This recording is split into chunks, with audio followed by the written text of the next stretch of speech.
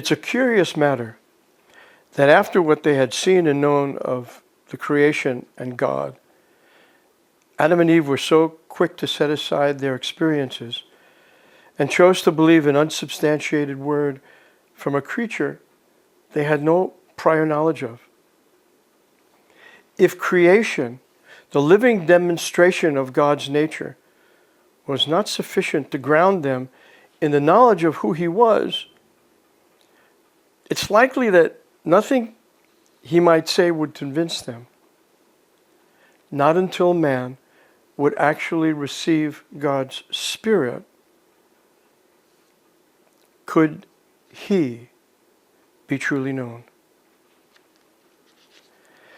We could say that it was God's need that led to the birthing of Israel.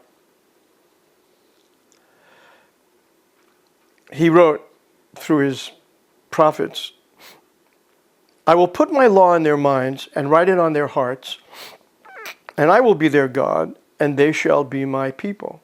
It's from Jeremiah 31:33. "And I will give them a new heart and put a new spirit within you, and will take the heart of stone out of your flesh and give you a heart of flesh. And I will put my spirit within you and cause you to walk in my statutes, and you will keep my judgments and do them."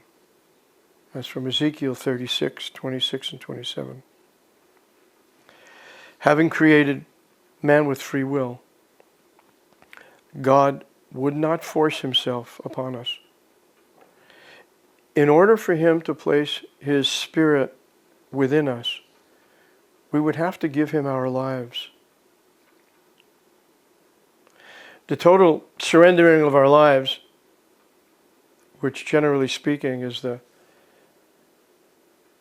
it's the very, very last thing that a person would think to do.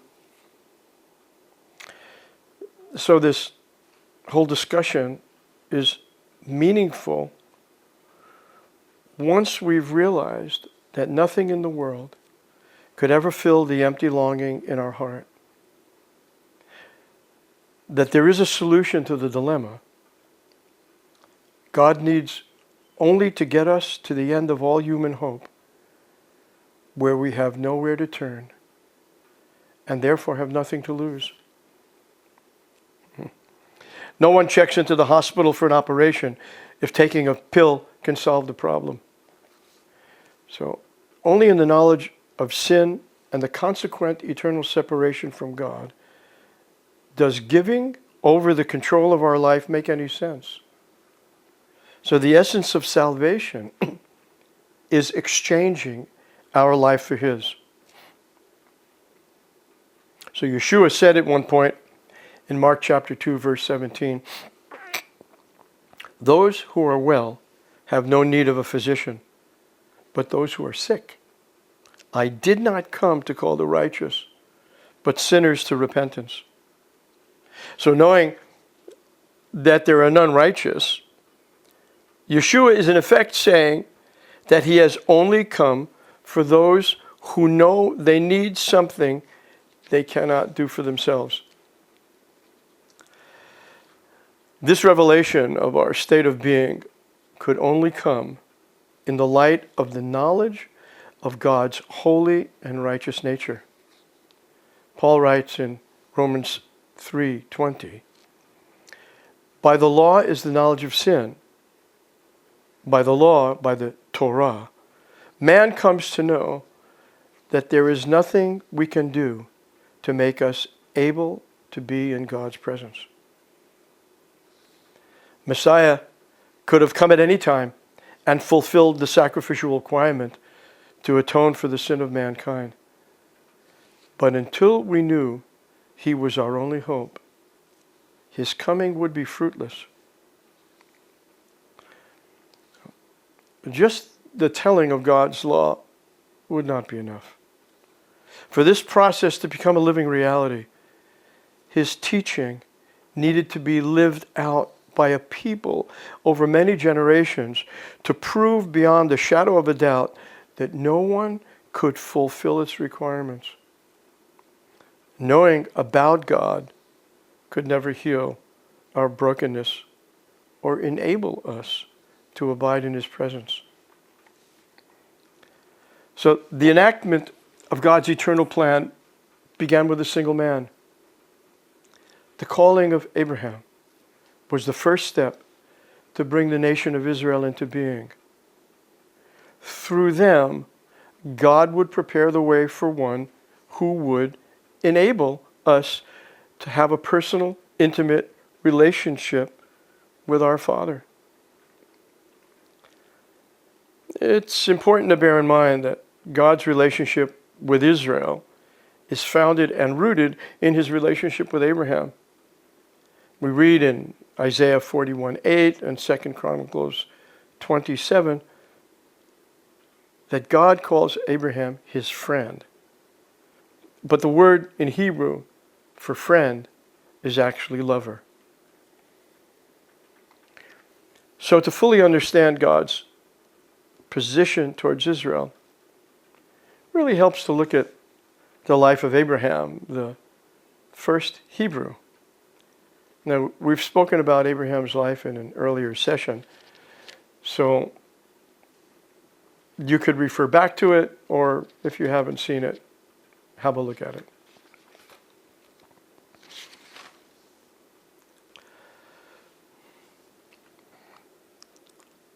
God needed a people to receive the law to demonstrate that without divine intervention, cleansing from sin and union with him are impossible. And to this, Israel was set apart. Now, once Abraham, Isaac, and Jacob entered into covenant with God, certain aspects of the course of their unborn descendants was set. As their purpose was great, so would be the cost. Every detail surrounding the creation and life of Israel in some way reflects their calling and purpose. The birth of Moses came amidst the grief of the death of the male newborn children. Though the reference to their killing takes up but a few verses, its impact on the soul of the nation would not be forgotten so quickly. For years and years, even generations, the inconsolable sorrow would remain with them. And years later, surrounding the birth of Yeshua was another such moment, with the death of all male Jewish children under 2 years old. Who can imagine what such things do to the soul of a nation?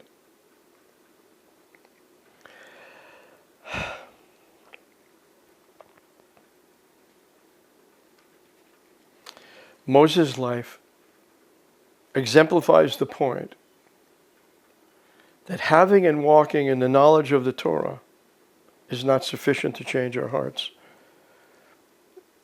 There's also a message that was shared about, it's called Moses' Message.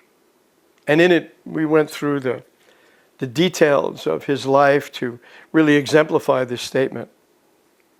And what we see is that through the knowledge of the Torah, through the experience he had with God's law, it couldn't change this very aspect of his heart, which in the end kept him from entering into the promised land. Now, we need to grasp this, that receiving this revelation of God, his law, his Torah, his teaching, which no man could keep, was a guarantee of his judgment coming on the people. It says in Amos chapter 3, verse 2, "You only have I known of all the families of the earth. Therefore, I will punish you for all your iniquities." You know, sometimes people get somewhat disturbed by Israel being a chosen, set-apart people. And whenever someone would say that, I just quote this verse. This was the result of their chosenness. So knowing what the cost of this calling actually was, God made a point of choosing the smallest of peoples so that the fewest possible would need to go through the suffering and hardship that will surely follow. Had God revealed himself to the multitude, to the Gentiles and the nations, they too would have been responsible for having to keep the law. The Lord did not set his love on you nor choose you because you were more in number, he says to Israel, than any other people, for you were the least of all peoples. Just think about this for a minute. Going from what is normally thought, as we noted before, people think about Israel as the chosen people. And he's looking to bless Israel beyond all the others. But what we see here, in the reason for choosing Israel, in the light of what they would go through, you really could say, without exaggeration, that it's the reflection, the expression of God's love for the nations. That he didn't cause all of mankind to have to go through this. You know, there's somewhat of a similarity here to the life of Yeshua, both being referred to as God's Son. He bore the weight of sin on behalf of all mankind. Now, Israel bore the judgment of the law on behalf of all mankind. But of course, the big difference is that Yeshua was sinless and Israel was not. But consider that as we are basically all the same, any people receiving this calling would suffer the same fate. The outworking of Israel's calling and position in God's plan does not stop with the resulting judgment for not keeping a law that no one could keep.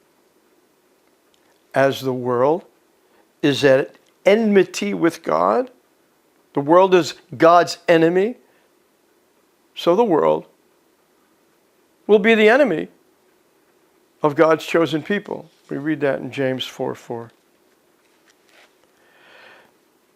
Now, as God promised to Abraham, Isaac, and Jacob, he would make their descendants a channel of blessing to all the nations. Inevitably, however, the unique talents and gifts accompanying this calling actually fueled the fires of jealousy and hatred in the fallen nature of mankind.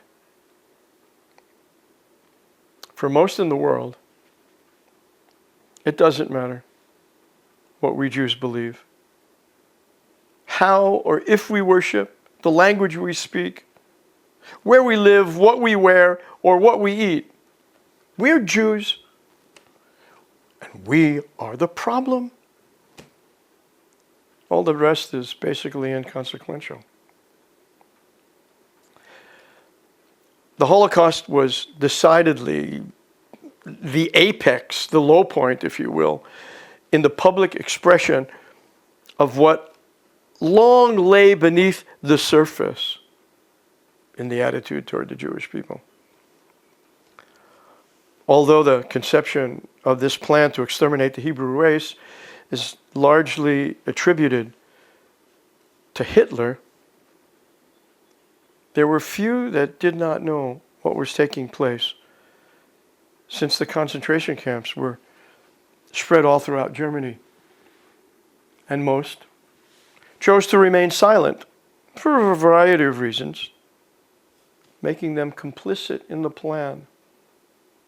You know, in sharing all of this, really want to convey what it's like to be a Jew as a result of this chosen calling and all that has come. Beloved, beyond the individual citizens of Germany and Europe, the so-called allies, Britain, France, Australia, Canada, New Zealand, India, the Soviet Union, China, and the United States, they all knew what was taking place and essentially did nothing to try to save the Jews. And it wasn't that there was nothing they could do. Bombing the railroad tracks, for example, would have been very simple and very effective. It would have completely stopped the transport to the extermination camps. What came through Germany in the 30s and 40s had already been manifesting for thousands of years. And as we said, the force behind the Holocaust had already shown up in Egypt with the Pharaoh's command to kill all the newborn Israelite males. Nation after nation has risen up throughout history to put down, persecute, exile, or simply annihilate the Jews. The world hates God and hates his people.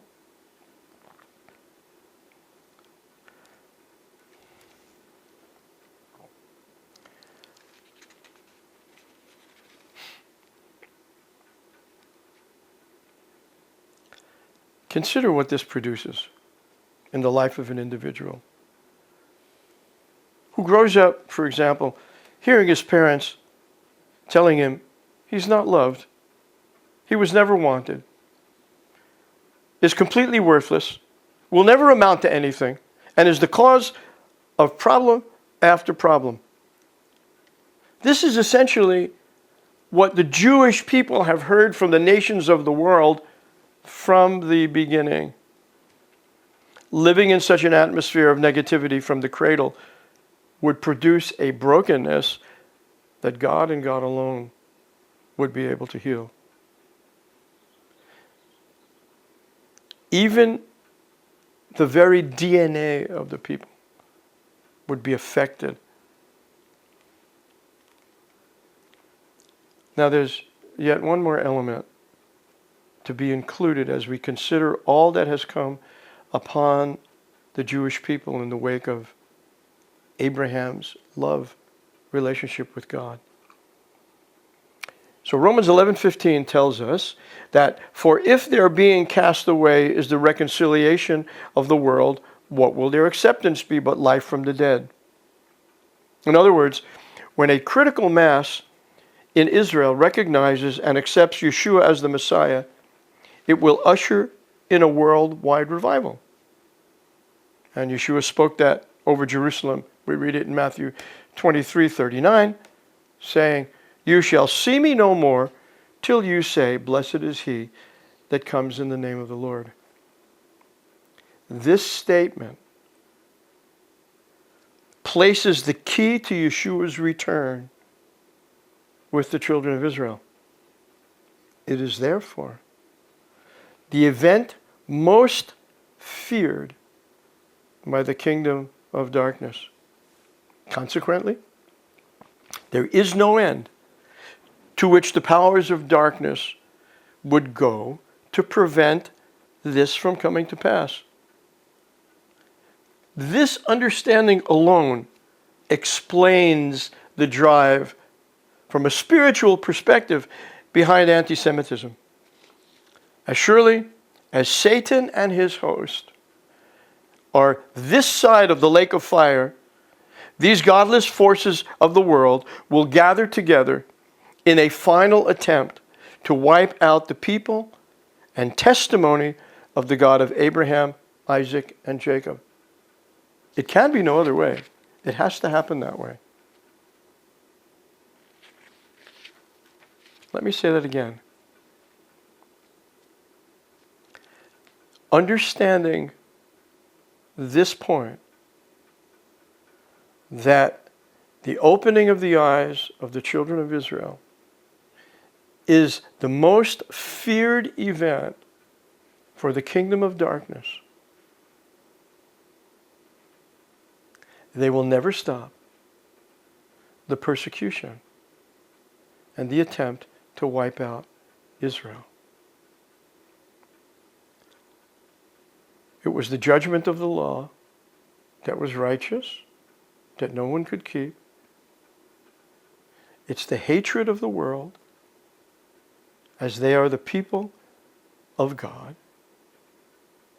And they are target number one for the kingdom of darkness. This is the cost. When you look at it from the one side of Israel being the chosen people of God.